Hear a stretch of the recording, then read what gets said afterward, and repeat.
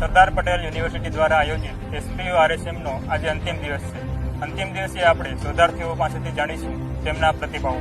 મારું નામ નીના ટંડેલ, હું અંગ્રેજી વિભાગની શોધાર્થી છું. આપણા જે ભાષાના વિષયો છે એમાં પણ આપણે પોસ્ટર પ્રેઝન્ટેશન કરી શકીએ છીએ. એના સિવાય આ એક ઓવરઓલ ખૂબ જ સારો પ્રયત્ન છે. બધા જ શોધાર્થીઓ એક જગ્યાએ ભેગા થઈને પોતાના જ્ઞાનની આપ-લે કરી શકે. મારું નામ મેઘા પરમાર છે. હું એસપી યુનિવર્સિટીની સ્ટુડન્ટ છું. છેલ્લા 2 વર્ષથી અહીંયા પીએચડી કરી રહી છું.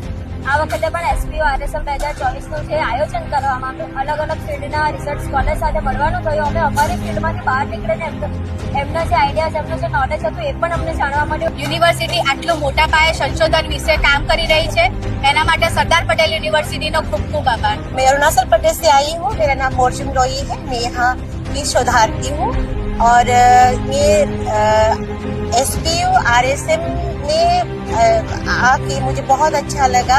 I am Shrikant Gupta, PhD research scholar at MIT University Pune.